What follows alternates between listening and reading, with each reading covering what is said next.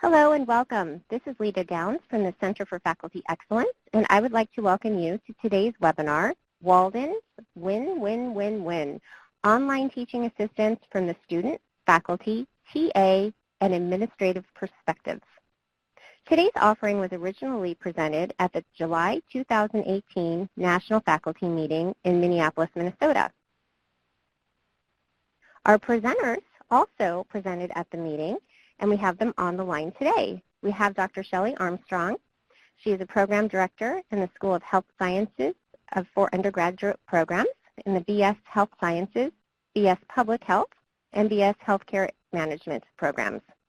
We have Dr. Kim Cato, program director, also in the School of Health Sciences, but for the PhD and MS programs.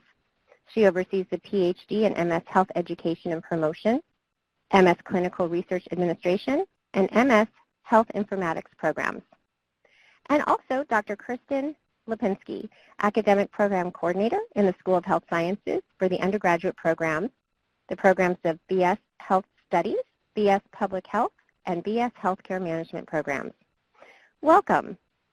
And today, Dr. Shelley Armstrong is going to kick things off. Hello, everyone. Thank you for joining us today. I just want to give a little bit of a background regarding this teaching assistant or TA project.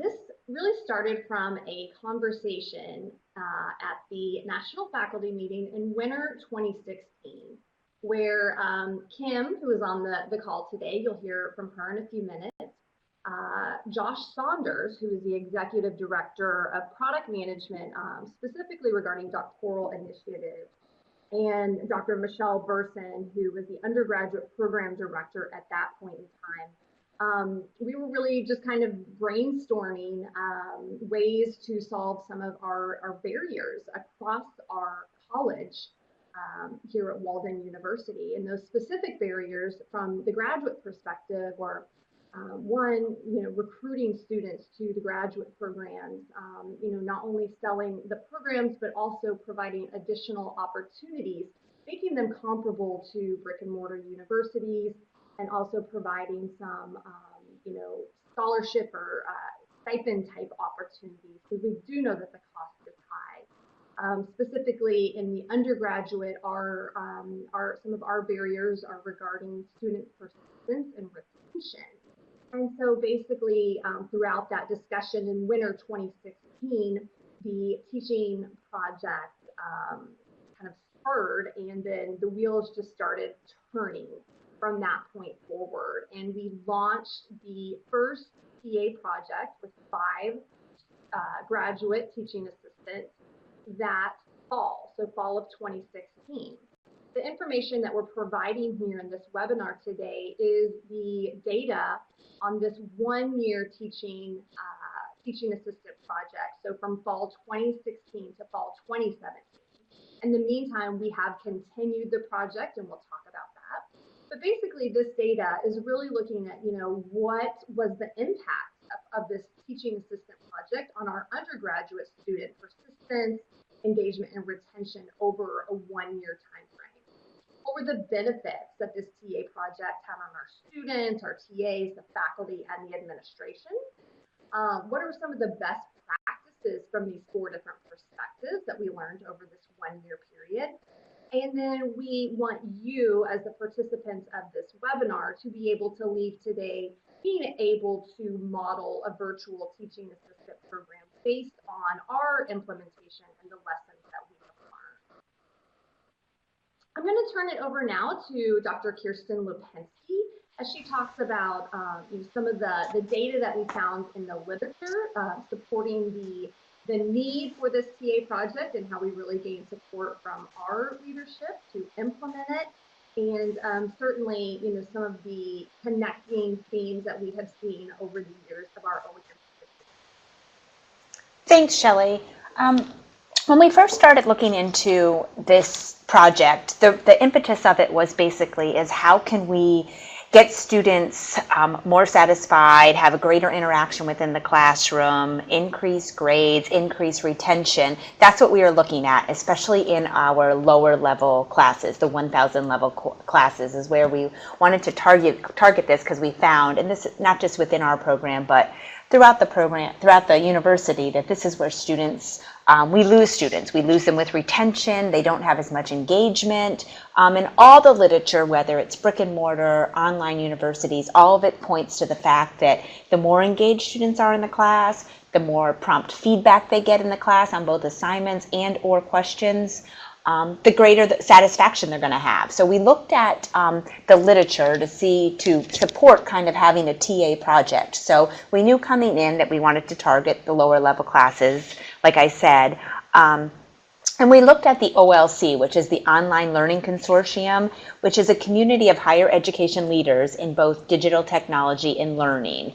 And they base their mission, their vision, on these 5 pillars of learning and 5 pillars of, and that's how we went with our research. And the first one was learning effectiveness. So learning effectiveness being meeting the learning outcomes, the standards, and retention of students. And this is shown to improve in classrooms with teaching assistants. All the literature says that a teaching assistant in the classroom is going to increase a student's learning effectiveness. Why? And you can see on the slides there that we have a couple of specific studies. Stang in 2014, the frequency of TAs and student interaction, positive and significant predictor of student engagement. And then student engagement has been shown to lead to greater student performance. The second one they looked at was scale, which essentially was the cost effectiveness and the commitment. So the cost effectiveness by the university, to the university. How can having a TA in the classroom be cost effective to our program and to the university as a whole? And 76% of students felt that TAs were a cost-effective way to provide a quality education. This was from a study in 2010. But what we found is that having a TA in the classroom is more cost-effective than having 2 faculty members in the classroom or opening up another section. And Shelley will talk to you a little bit about that, about how we put faculty and put TAs in the classrooms. But if we cap our classroom at 30 students and we have maybe 35, just opening another section is going to then have to cost paying another faculty member, whereas we can put a TA in that classroom at a much less cost than the faculty member, and the students are still getting the same interaction, the same feedback, the same engagement with both the faculty and the TA. The third one is access. And access is the TA can basically increase the access the students have to different services. They provide feedback in the form of office hours. They provide written feedback. They have email interaction with students. And all the research that we found has just been positive, basically across the board of the increased access that students have had when they have TAs in the classroom. The fourth and the fifth kind of go hand in hand with the faculty satisfaction and student satisfaction. And if you look at the same Gatlin and Alexander research that was done in 2010, that the faculty felt the TA helped them in the classroom and then also helped the students in the classroom.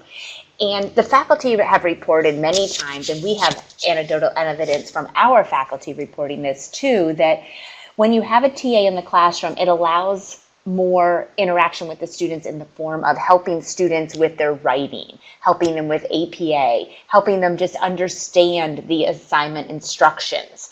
But many of the students, as we're talking about undergraduate students here, many of these students have either taken years off and just coming back to school, or have been in haven't been in an online classroom in the past. So they have a lot of issues with those type of things. And the faculty having a TA in the classroom, the TA can help support that in so many different ways. I've had many TAs say, I've helped this student with their APA, and the faculty can see an increase in satisfaction with both the faculty and the students within those classrooms. So both faculty satisfaction and student satisfaction were something that we looked highly at too. So now I am going to give it back to Shelley, and she's going to explain a little bit about our programs. Yeah, so the way we implemented the teaching assistants in the School of Health Science undergraduate programs is really many of our courses are shared.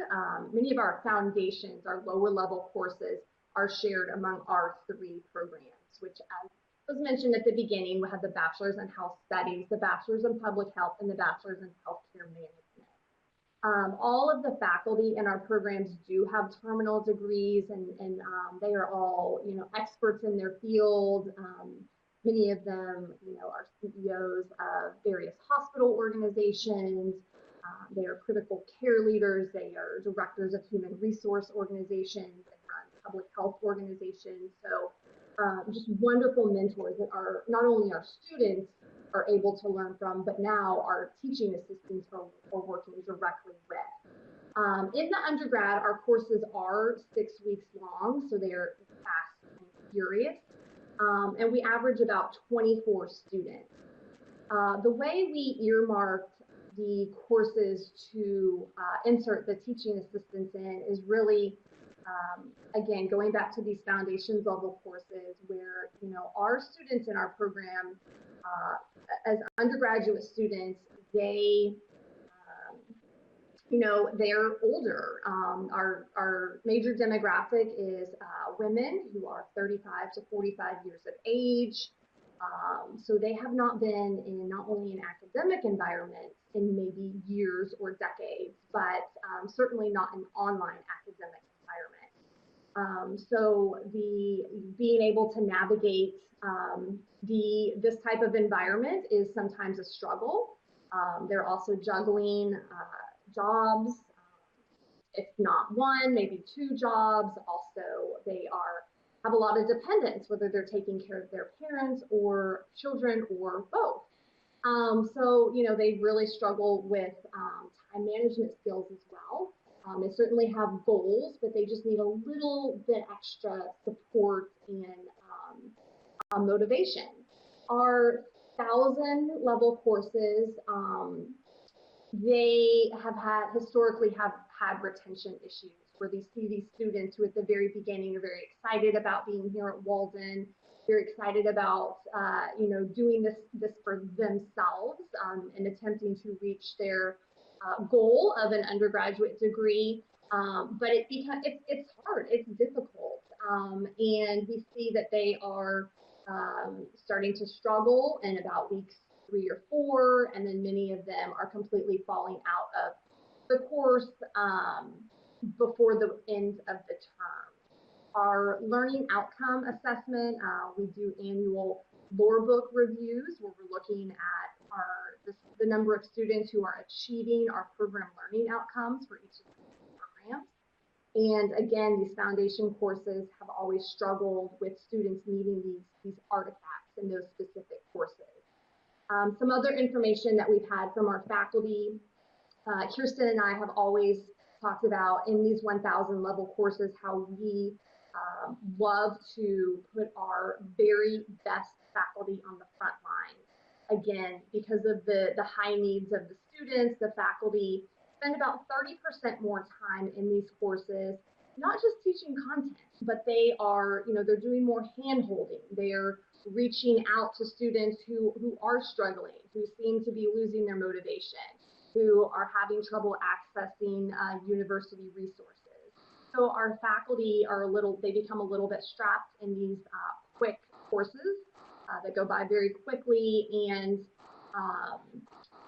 we burn them out, basically. We burn these faculty out, but these are very, very important courses for our program. So this is where we earmarked the number one need for our teaching assistants to be in these 1,000 level courses, not only supporting the faculty members, but specifically supporting those students who are needing that additional outreach, that additional support, that additional connection to the university resources. And this is where we initially placed our teaching assistants. As the TA program has grown, as I mentioned in the beginning, even though we're talking here in this webinar about the 1-year data, we have just now started our 3rd year of this teaching assistant program. And therefore, we look at, we've expanded the courses that our students, our TAs are in to, 2,000, 3,000, now 4,000 level courses. Again, we look at, as Kirsten mentioned, I do look at enrollment, but that's not the major factor. I'm really looking at courses where students are struggling, they're struggling with certain artifacts.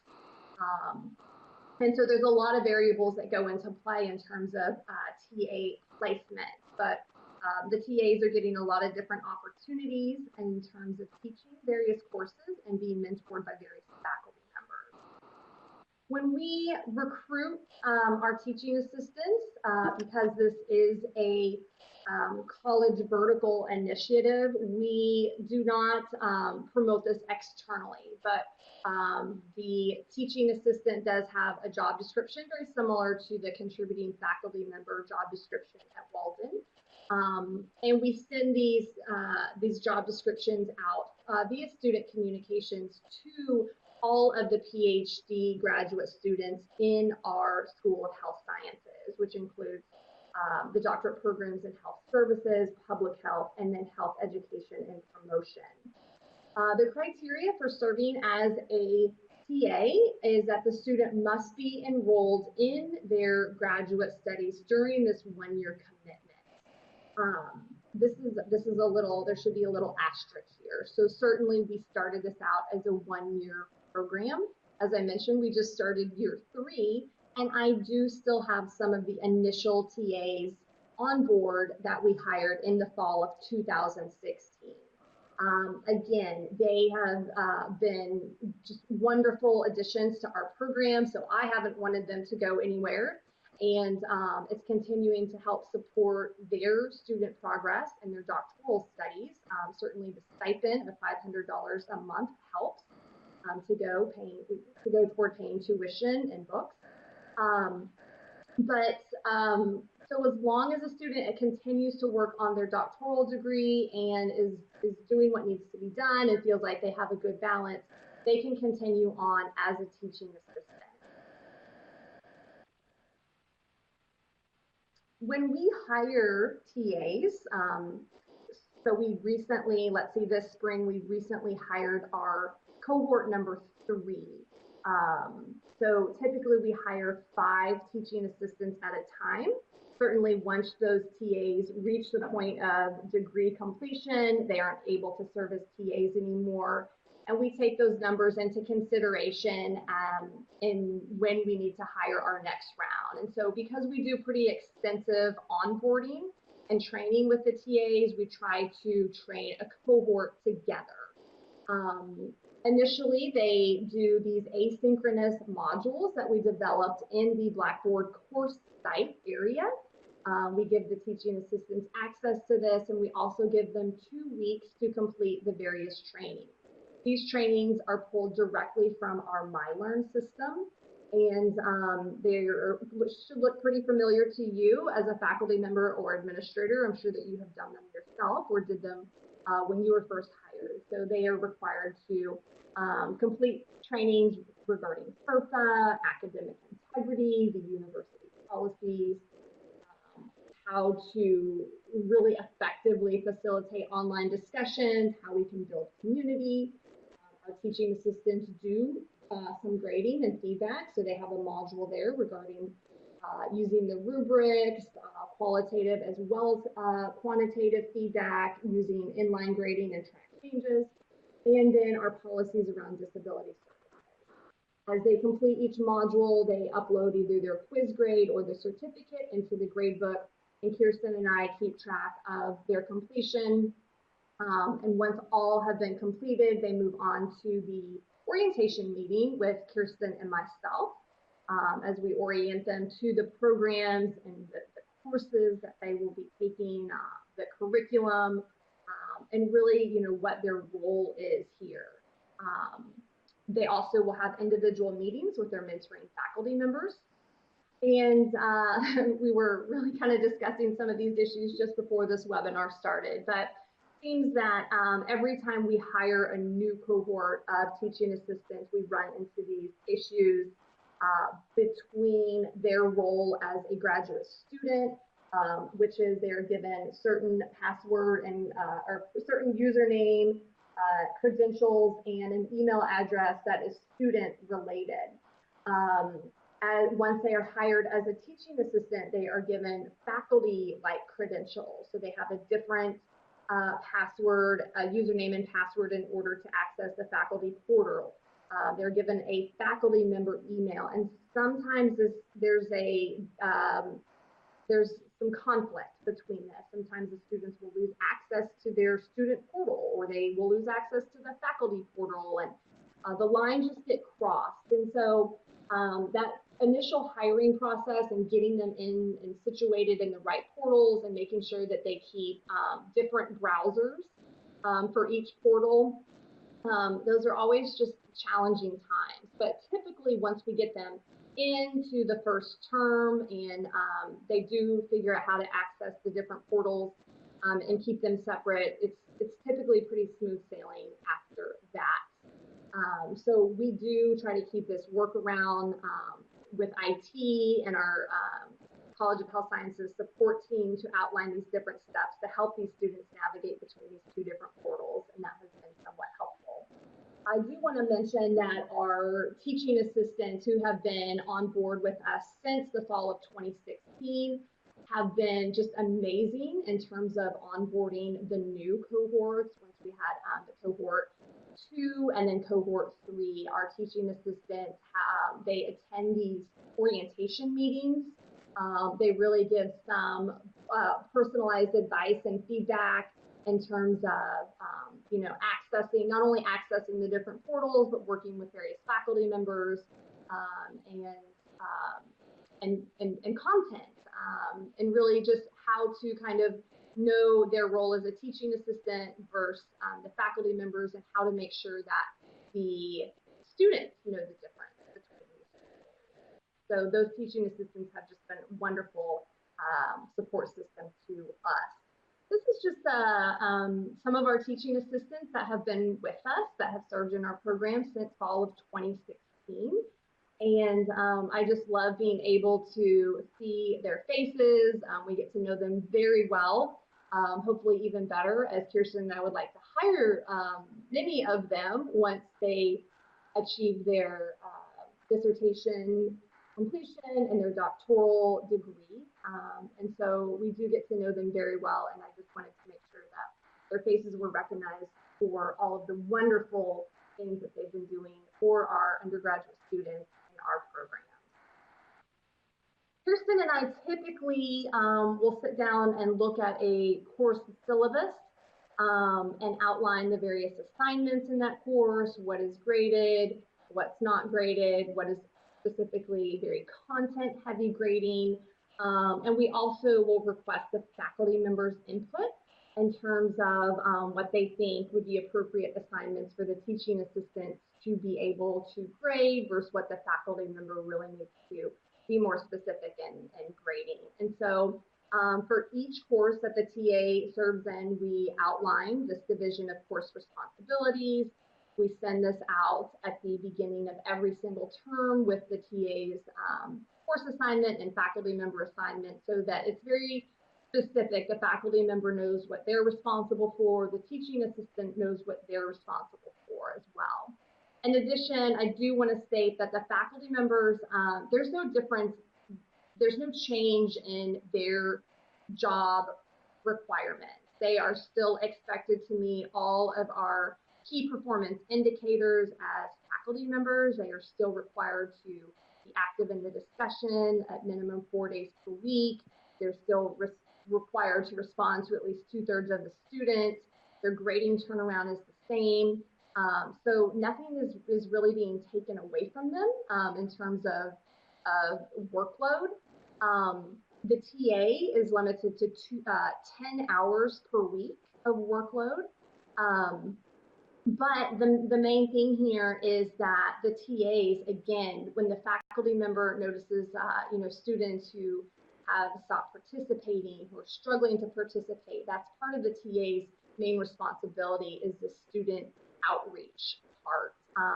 In addition to the responsibilities that are listed here, the TA also has 1 office hour per week, but then the addition of a live office hour per week where students can contact them via Skype, via instant message, via Blackboard Collaborate. It's the TA's preference in terms of what method they're going to use for these live meetings. But once a week, the TAs have these live meetings, and we really feel that's been very helpful for students who are sometimes a little bit more timid about reaching out to the faculty member, but they see this other person in the class as, you know, someone more on their level.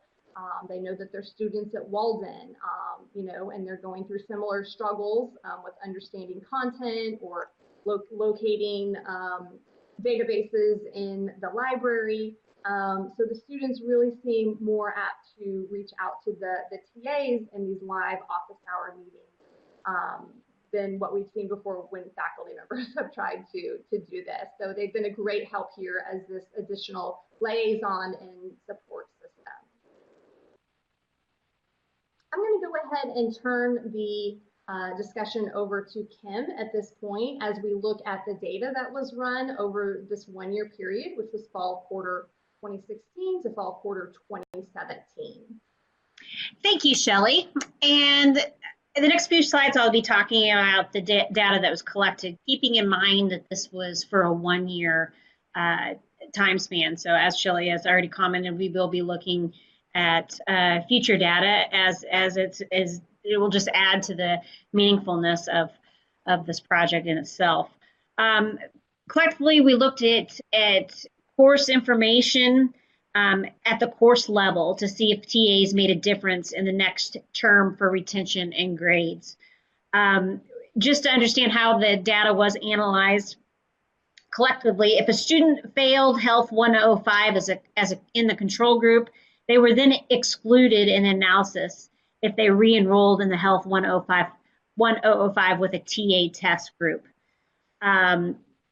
Also, if a student took Health 1000, as say in the 2016-30 control group, and then enrolled in another course in the 2017-50 test group, they were included in both the control and the test retention analysis, as this was a course-based assessment.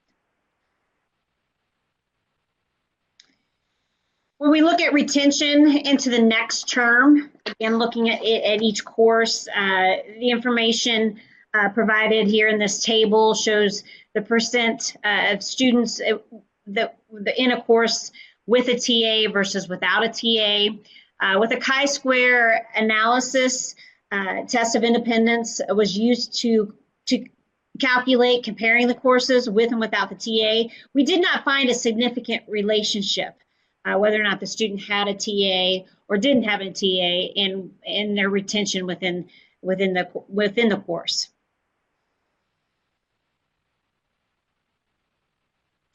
Looking at final grades, again, the chi-square test of independence was calculated. No significant relationship was found if grades varied within courses with a TA versus without a TA. Again, we just feel that there's more time that we need to allot for this program in terms of assessing the data available to us. So we'll look forward to the data we'll be able to add to these analysis. I'm going to turn it back over to Shelley as she's going to report information directly related to the learning outcome assessment. Actually, this is Kirsten, but no problem, Kim. The learning outcomes assessments that we looked at, when you see these artifacts listed here, we were looking to see, having the TA in the classroom, if the students' grades were changing, if the grades were increasing, if the failure rates were going down. So the artifacts that we chose to look at were from Health 1000, Health 1005, and Health 3110, and we just pulled those out. These artifacts are what we use in our lore book to assess our 3 programs, the health sciences, public health, and healthcare management. So we looked at these 4 different artifacts to see how they went. Now, what you see on the screen here is after the first year.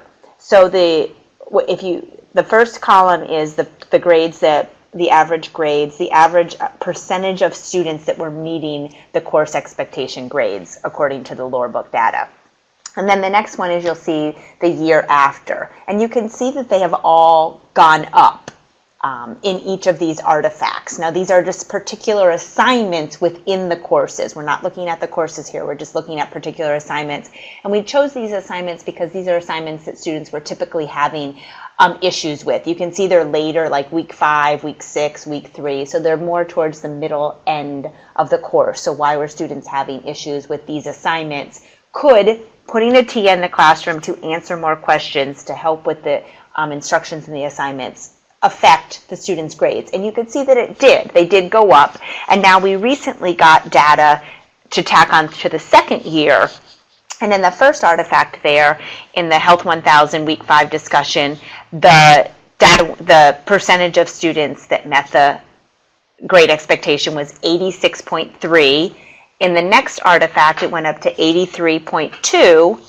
In the Health 1005 artifact, it went up to 94.9. And in the Health 3110, it stayed the same at 91.9, which was high to start with.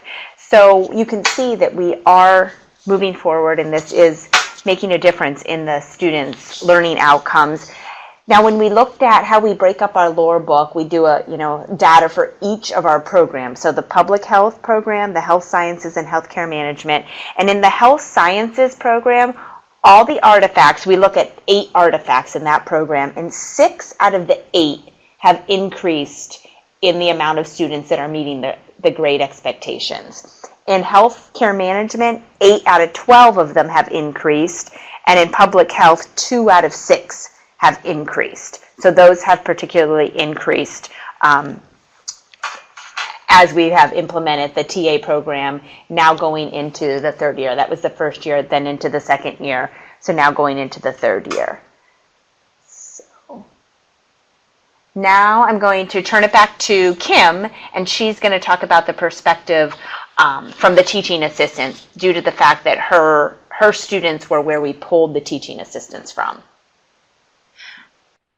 When we really discuss our why, I would say this right here is our biggest why, as it has an impact and has that win-win relationship with teaching assistants, students, faculty, and administration. Next few slides, we're going to share information that was collected from the end of the term evaluation. Teaching assistants, students, and faculty all were asked to complete evaluations at the end of each term that they taught in, to provide us additional information about their experiences and their insights into this program during the time that they were either a student, taught, or were a TA. Some comments that really stuck out to all of us was the value that the TAs began to place in the feedback and the time that it takes to provide quality feedback to students. I think in turn that really kind of blossomed into how they experienced their faculty in the PhD program, and understood that that turning around a graded assignment within 24 hours can be somewhat impossible if you're really focusing on providing the quality feedback that we expect all of our faculty to provide each student.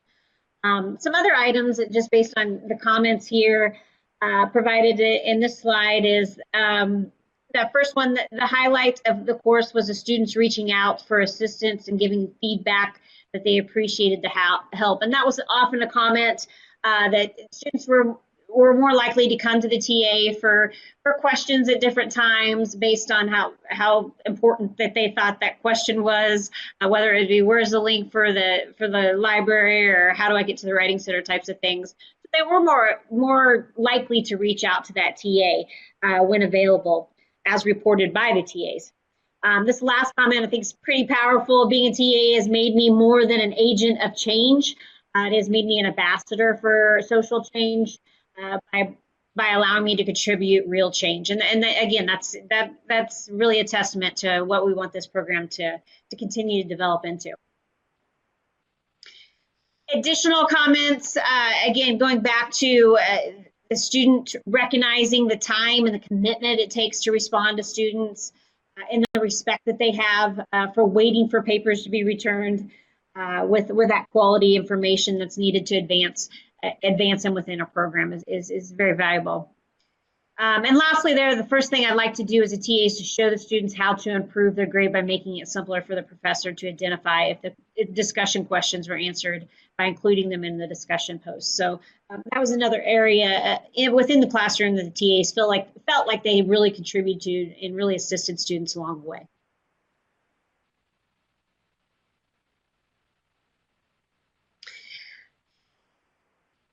When it comes to the student perspective, I believe Kirsten, Shelley will share this information. This one.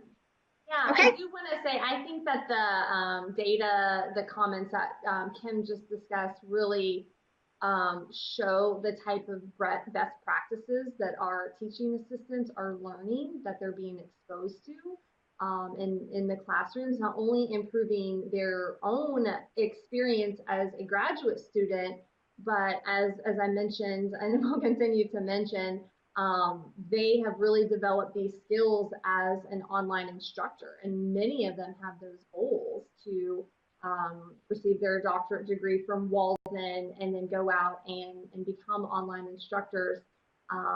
And I think that we are providing the best quality online instructors through this experience. We also generate feedback from our undergraduate students in the classes where the TAs serve. And at the end of each term, the students answer a brief survey. We realized from the very beginning that the first question needed on the survey was, did you know you had a teaching assistant in the classroom?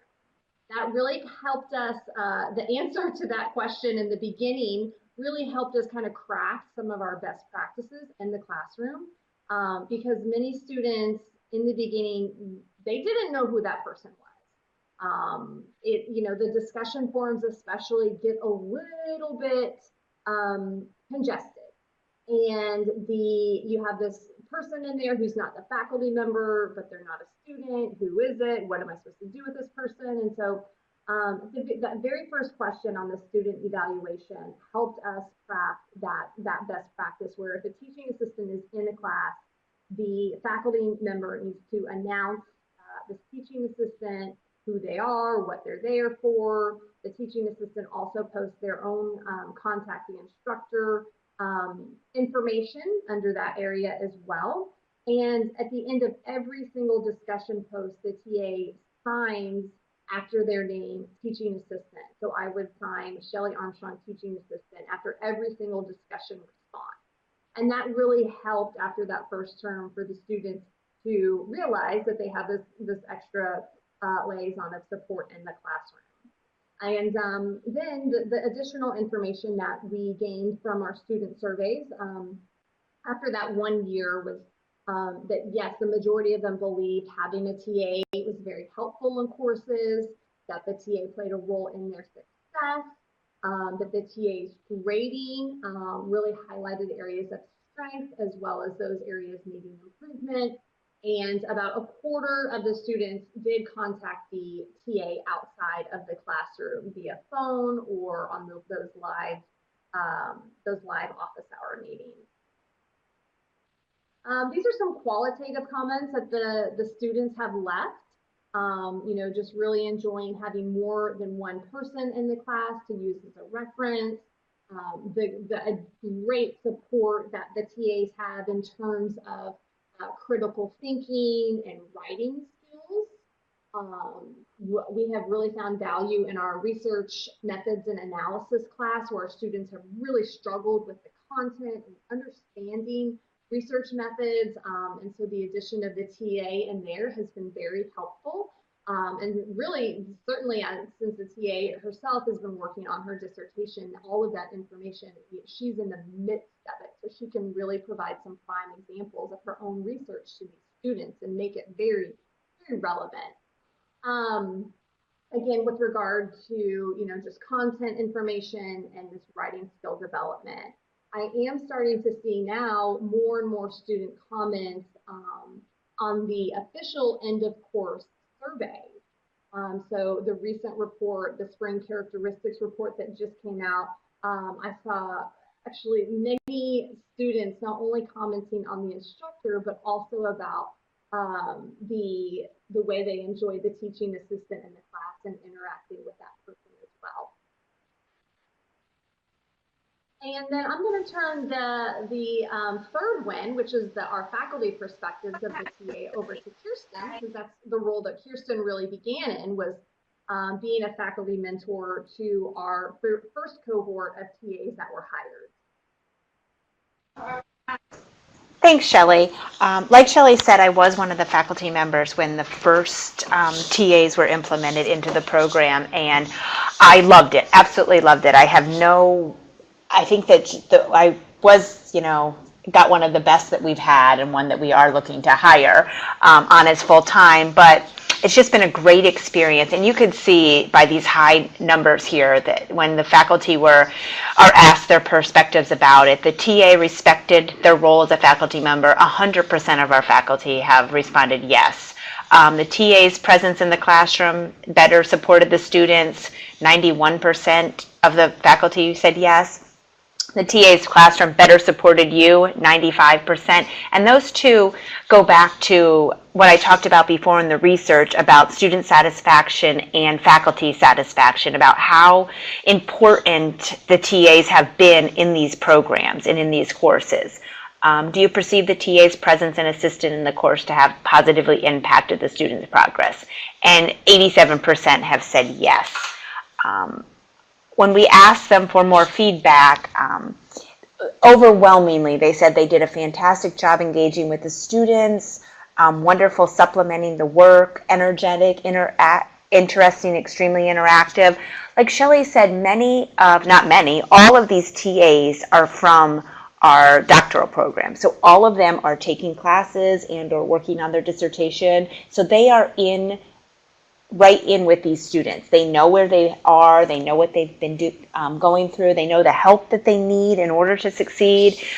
So the faculty see that as a win-win-win-win, as our program is titled. But it has been such an asset to have these TAs in the program for the faculty that are in them. We do always share specific examples, and we have always had a couple faculty that have been very, very resistant of having a TA in their class. They've been teaching for us for a couple years now. They've done it all on their own. They have their system. They know how it works. And they had questions of, is this going to cause more work for me? How are we going to break up the duties? What's going to happen? And at the beginning, when we first started it, we wanted it to be a positive experience. So Shelley didn't put a TA in with any faculty that would have a resistance to it. Now, since we see how positive it's become, and really there have been virtually no conflicts between faculty and TAs, she'll push it a little more. She'll ask for more of their input, but Shelley does really want to put TAs into these specific courses. So we do push it now. And without doubt, any faculty that has ever had an issue in the beginning or a question would come out on the end and say, this has been a really positive experience. Just this last term, we had a faculty member who was, questioned, great faculty member, but questioned about how the TA would work out. And end of 6 weeks, last day of classes, she emailed Shelley and I and said that it was wonderful, and she asked to have that TA back in her class for the next quarter. So it does, the faculty perspective has been great. The faculty think the TAs in the classroom are very supportive. We have no qualms, and that's about how overall it's been. When we looked at the student perspective, the TA perspective, and the faculty perspective, everyone has shown such a positive experience with it. So now I'm going to turn it back over to Shelley from the administrative perspective and how that looks. Yeah, so as Kirsten talked about the data and the research at the very beginning of our presentation, we definitely see this as a benefit from I can tell you that my dean specifically, and I'm sure our business people the cost and enrollment aspects really go hand in hand. As we mentioned, we're paying our teaching assistants $500 a month for their work in our courses, and again, you know, enrollment is just one variable that I look at when placing the TAs, but it certainly comes into play specifically at our lower level courses where we are constantly adding sections where enrollment is reaching that cap, and you know, I can kind of look at those numbers, and you know, if we're at cap or just a few students over, I can just make sure we have a teaching assistant in that course to help support the faculty member without adding an additional section. And really that's cost savings, sometimes up to, you know, 5 times the amount we would be paying another section. And so it's also, I don't want to say that just as a cost effectiveness piece, because, you know, it is, but in my role, I don't look at it like that. In my role, you know, when you have, it really works out best to have a little bit more enrolled students and these 2 people in the class. Because again, they're both meeting the key performance indicators. They both have to respond to the majority of the students. So when you have a course that just has a few students in it, it just doesn't make sense to have 2 people in there. Again, it just gets a little bit congested. But when you have a higher enrolled class, and we have these teaching assistants in there who can really add depth and support, and it lowers our costs, we certainly love that aspect. And then Kim will talk a little bit here about on-the-job training. I do want to just start out this 3rd bullet here.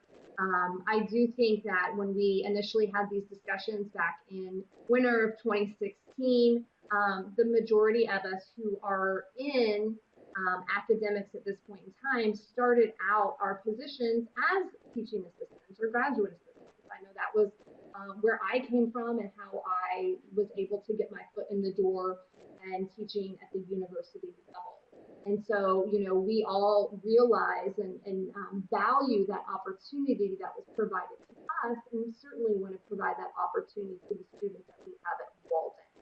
And so, Kim, I'll go ahead and turn it over to you here, and you can wrap up the last 2 bullets. Yeah, and just to, again, expand on what Shelley just said, you know, that's what started this conversation to begin with, is the value that, you know, many of us have already, we had in our previous academic lives in terms of working with TAs as well as being a TA. So providing something for our students at an online-based university, we thought was very doable in replicating. And the biggest part of that, the biggest piece there is we wanted to be able to provide this training, this on-the-job training to our students that we couldn't necessarily do within a classroom, that we really had to get them in a class and next to a faculty member, you know, in the normal ins and outs of a term with students. So there's a great value in the on-the-job training, and it's great to see the TA, you know, really grow and develop, and as they work with different faculty members, kind of take, borrow, and steal what works for them and kind of put it in their tool basket as they develop into an online faculty member. Another thing that wasn't necessarily anticipated, but we knew that could happen, has happened, and that's the attraction for starting a program at Walden University, the PhD program, as these types of opportunities are available to them. I regularly talk to recruits, and usually the first or second question is, are there opportunities for me to be a teaching assistant or a graduate assistant? So that obviously, you know, moves us up on the schools that they are evaluating to come in and attend. So that's been another attraction for our students. I regularly get individuals who are interested. Since we work closely with Shelley and Kirsten's group in developing this program, whenever I kind of locate maybe a recruit or a student that's been in our program for a couple quarters, hey, this student would be a great TA.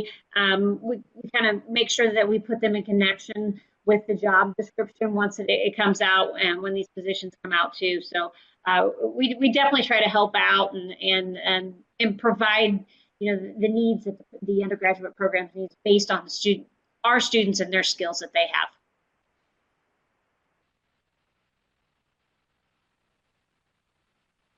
As you leave this webinar today, we just wanted to list out some items for you to consider if you are looking to implement your own teaching assistant or graduate assistant program into your school or college. And so, really one of the things to do is sit down and look at your data, whether that's the learning outcome review assessments, or your course evaluation characteristic reports. Walden loves data, and so we have a lot of great sources to really sit down and identify the courses that are at risk and that can really benefit most from having a teaching assistant in them. And then what would your recruitment strategies be, and where would you recruit these TAs from? The current resources that you have, and what do you need, and who do you need to help provide those? And then the type of training that you feel your teaching assistant would need, and then again, what resources would you need to train them appropriately so that they are ready to start to start the job and jump in the classrooms and just be of immediate assistance. And so we hope that these items will help you really get the ball rolling for implementation of your own program. In the file section of this webinar, there is also a handout that you can use to continue this brainstorming session. And as always, Kirsten, Kim, and myself are available to have individual meetings with you and continue the dialogue to make sure that our wins are shared across Walden University. Thank you so much.